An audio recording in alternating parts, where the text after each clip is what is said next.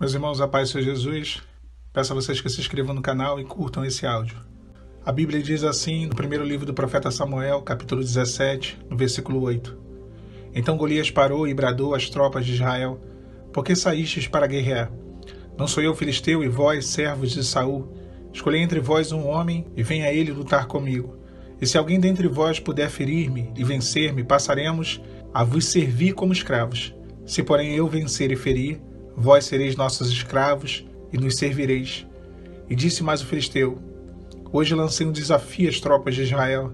Dai-me um guerreiro e meçamos forças em combate, homem contra homem. Quando Saul e todo Israel ouviram tal proposta do filisteu, encheram-se de espanto e de temor.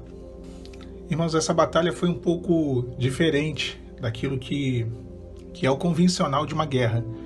Normalmente as guerras relatadas na Bíblia, elas eram, na verdade, as guerras de uma forma geral, as guerras antigas, elas eram guerras entre exércitos, e ali eles mediam forças e através disso era decretado quem vencia ou não. Porém, algumas guerras eram resolvidas através de um desafio de campeão.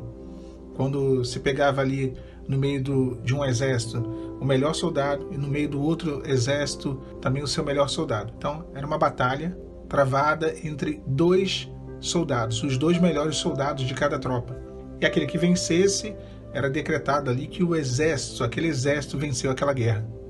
Isso era uma forma mais rápida de definir uma batalha, também era um meio de evitar baixas, né, um número maior de soldados mortos. E esse tipo de batalha foi o que aconteceu aqui. Os filisteus acamparam contra Israel, Israel se acampou, se preparou para a guerra, mas aí os filisteus fizeram uma proposta: campeão contra outro campeão. E o campeão dos filisteus era Golias, um armário, um homem gigante. Era literalmente um gigante, ele era descendente de Enaque. E Enaque a família de Enaque, essa descendência era uma descendência, uma linhagem de homens gigantes, e ninguém teve coragem de se dispor contra aquele gigante. A palavra fala que durante 40 dias ele saía de manhã e de tarde, ele bradava e ele gritava, e todo mundo temia aquele gigante, ninguém tinha coragem de enfrentá-lo. Até que um jovem menino chamado Davi, nós sabemos muito bem disso, ele foi até lá levar comida para os seus irmãos e, de uma forma resumida aqui, ele se dispôs a lutar contra o gigante. Era um suicídio. Possivelmente Israel não enfrentaria os filisteus, não estava enfrentando os filisteus em pé de igualdade. O exército dos filisteus certamente era bem maior. E enfrentar o gigante ninguém queria. Na verdade, todos estavam com medo de enfrentar aquele gigante. E nós também sentimos assim. As afrontas daquele gigante Golias eram todo dia e ao longo do dia inteiro, praticamente, de manhã e de tarde. Nós sabemos que o deserto ele tem essa característica de ser uma batalha constante. É uma batalha constante, é uma batalha que não dá folga. No Senhor nós encontramos o refrigério, o alento, mas nós sabemos muito bem que o deserto é uma batalha constante. Às vezes de manhã nós acordamos até bem, né? Depois de uma noite difícil conseguimos acordar bem, mas logo de manhã vêm as lutas, vêm as informações, vêm os embates, as afrontas, tudo aquilo para poder nos fazer desanimar, para nos fazer temer. E parece que a gente começa, né, ali a buscar do Senhor: Senhor, me dá força, deixa eu tentar resolver isso, deixa eu tentar contornar essa situação. Vamos para o joelho, oramos, pagamos um preço. Ao longo da tarde, fazemos ali a nossa consagração.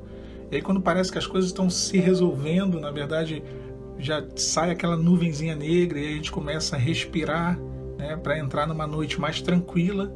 Aí acontece de novo, no final da tarde vem, que nem o gigante, né, de manhã e de tarde, vinha e afrontava o povo de Israel. Então já entra a noite, já a cabeça cheia, cansado, atribulado. E isso foi uma constância ali durante aqueles 40 dias, e 40 fala de provação, fala de um tempo de provação e de luta. O deserto é um tempo de provação, é um tempo de angústia, de aflição. E aquele gigante ele queria levar o seu desafiante a uma batalha corporal. Porque uma batalha corporal ele venceria. Aquela batalha ela não podia ser decidida de uma forma natural. Golias era muito alto, a sua armadura o protegia praticamente que inteiro. As suas armas eram muito superiores ao peso da sua espada. Se a gente for fazer uma conversão do escudo, da espada, é um peso absurdo. Só um gigante conseguiria segurar aquele tipo de armamento. Ou seja, ele tinha todas as vantagens pelo ponto de vista humano. Os nossos gigantes, para uma perspectiva humana, são impossíveis de ser derrubados, de ser vencidos, de se vencer. Não tem como. É tudo desfavorável, é tudo o contrário. Tudo vai contra. Tudo impossibilita a vitória. É assim mesmo que tem que ser. Milagre com possibilidades não é milagre. Não pode haver possibilidade alguma, nenhuma. Porque aí nós não acreditamos, não damos crédito a nós, mas tão somente ao Senhor. Então Davi, ele ousa desafiar aquele gigante. E ele sabia que não seria uma batalha comum. Ele sabia que não seria uma batalha normal. Então ele sai do ambiente de guerra, né, depois que ele rejeita a armadura de Saul, porque não serviria para nada. Aquela armadura de Saul não serviu nem para Saul, o que dirá para Davi. Ele rejeita aquela armadura que fala da razão, dos recursos humanos para tentar se vencer uma guerra, não servem para nada. Ele rejeita aquela armadura que Saul tenta colocar nele e ele vai até o ribeiro. Ele sai do ambiente da guerra, desce até o ribeiro e pega 5 pedrinhas. E esse é o grande segredo, é a descida, né, da busca, a oração, porque ele se abaixa no ribeiro para pegar 5 pedrinhas. A palavra diz: humilhai-vos. Se abaixar é se humilhar. Humilhai-vos debaixo da poderosa mão de Deus, para que no tempo oportuno ela vos exalte. 5 fala de governo. O 5 representa de fato o governo do Espírito Santo. A mão de Deus, o governo, aquilo que governa a vida do homem. E ele se humilha debaixo da poderosa mão de Deus, pega 5 pedrinhas no ribeiro e vai naquela batalha improvável. Ele pega ali e lança aquela pedrinha, nós sabemos, a pedrinha alcança, vai até onde ele não poderia ir, porque a aproximação dele em relação ao gigante provocaria possivelmente a sua morte, mas a pedrinha vai, acerta ali no único espaço que tinha possível e derruba aquele gigante. E quando aquele gigante cai, Davi não tinha espada, Davi pega a espada de Golias e corta a cabeça dele fora. Aqui nós vemos o seguinte, que o fator que derrubou o gigante foi um milagre, foi uma pedrinha. Uma coisa tão simples, mas que produziu um efeito imenso. Lembra do texto? A oração do justo pode muito em seus efeitos. É isso, uma coisa simples que produz um efeito imenso. Mas na hora de cortar a cabeça do gigante, ele usou a espada do gigante. Essa espada ficou até como um memorial na cidade dos sacerdotes, guardada posteriormente. E aqui nós entendemos o seguinte, que às vezes a mesma arma que o inimigo utiliza para te afrontar, Deus se vale daquela arma para pôr um fim na ação do inimigo contra as nossas vidas. A espada do gigante cortou a cabeça dele fora. Foi ali que Davi cortou com aquela espada. Então é isso, irmãos. As afrontas são imensas. O gigante está aí gritando todos os dias, de manhã e de tarde, e querendo te fazer temer, ficar amedrontado, se apequenar.